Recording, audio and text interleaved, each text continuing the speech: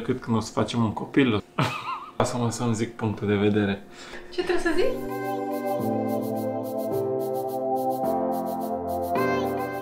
Salut! Bună! Ne-am mutat.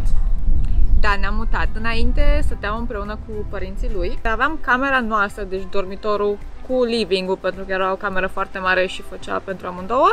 Baia era a noastră, doar că bucătăria o aveam în comun. Păi ne-am mutat la aceeași adresă. Da. Adică n-am plecat prea departe. Doar că la ăștia aici în Canada se folosește destul de mult ca pe lângă casa mare să aibă o casă a oaspeților, ar putea fi ceva de genul. O casă de oaspeți și mult mai mică. Da, e mult mai mică, doar că e cu tot ce trebuie înăuntru. Da. Da, deci asta este căsuța, să zicem așa. Și asta era casa unde stăteam noi. Că de-aia zice căsuță, pentru că asta e mult mai mare. Trebuie să și bați la ușă eventual? Primiți cu colindă? Bine ați venit la noi acasă. Da, asta este sufrageria, că trebuie să ne descurțăm. Oana vrea să ne descurțăm de șlapii de afară aici. Da. Și să luăm papuci de casă, mi se pare normal. Eu am șlapi de casă. Da, în fine, eu tot. Asta e sufrageria noastră cu bucătăria împreună. E destul de spațioasă. Ce trebuie să zic? Nu vă lăsați înșelați de măsura canapelei noastre. Asta minunată canapea are o putere ascunsă. Și este aceasta. Și e super șmecher, super comodă și poți să stai... Da, adică poți să te întinzi, să stai așa destul de întins. Da. Să te uiți la televizor, poți să tragi să stai cu picioarele întinse sau pur și simplu închizi. Camera asta e foarte mare. E destul de ok ca formă, adică poți să-ți pui cam tot ce ai nevoie încât să fie confortabil. Și îmi place că e separată bucătăria acolo, în colțul, adică chiar dacă e în aceeași cameră, e la locul ei, știi, și nu te împiedici de... El nu se împiedică de mine în timp ce fac mâncare sau invers. Aici avem debara unde este mașina de spălat. Aici avem camera în care ne depozităm hainele care le folosim acum des să ieșim afară. Aici avem baia principală, nu? Da, e baia principală pentru care cadă și duș. Care e mult mai mare față de baia care o aveam în partea aia, da. Nici nu se compară. E cada cu duș împreună, adică așa. WC-ul. Oglindă mare, oglindă mare. Și noi. Aici avem scările. Aici ne-am pus noi gen dulapul. Aici e dormitorul. Dormitorul e încă foarte gol, pentru că ne mai trebuie niște noptiere, în două părți ale patului, eventual ceva pe perete, dar mai avem timp.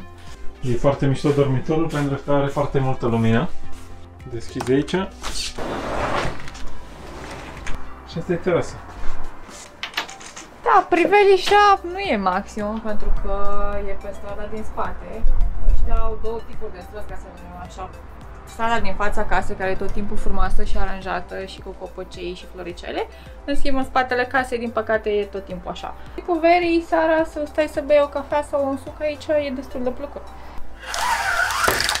Băi, aici e o cămăruță mică. Mică și nu prea. În care avem niște bagaje. Acum nu știu dacă ar trebui folosită ca o specie de dulap ceva, dar e un pic cam dificil. Da. Și aici poți să-ți pui umeraș și noi nu avem nimic, avem dulapul ăla pe hol. O ușă minusculă pe care Marian de-abia încape. Băi, dar ce vezi că sunt gras? Că ești bine făcut. Și aici avem a doua baie. Mică. Minusculă. Nici măcar nu se deschide ușa de tot. Asta e tot. Deci WC-ul, chiuveta, dacă te speri pe dinți și nu știi cineva că ești la baie, îți rupe spatele cu ușa. Cam asta e casa. Da. Deși pare foarte mică de afară, ce puțin mi s-a părut minusculă când am văzut-o prima dată afară, înăuntru e surprinzător de mare și e cam tot ce ne trebuie în momentul ăsta. Să-mi zic punctul de vedere. Un lucru ce îmi place mie la casa aici este că e foarte multă lumină. Noi am stat în Italia, dormitorul nostru nu avea geam care avea lumină de afară. Avea un fel de geam care dădea în sufragerie și din sufragerie intra lumina. Și am dormit destul de mulți ani când eram tineri acolo în camera aia. Și acum suntem tineri. Dormeai lejer până la 12. Nu că Oana n-ar dormi și acum cu lumina până la 12.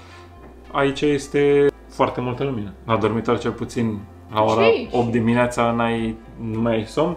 Poți să-mi spun eu părerea? Nu, mie îmi place că avem locul nostru.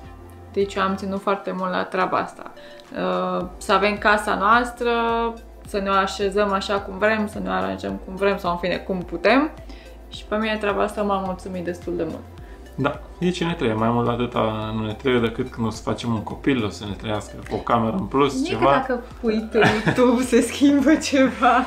Și chiar dacă facem, găsim noi o soluție. E pusă bine casa pentru că suntem aproape de metrou, aproape de autostradă, e autostradă prin oraș. E o zonă de chinezi, ceea ce poate fi un dezavantaj pentru că nu e totul foarte îngrijit când mergi pe stradă.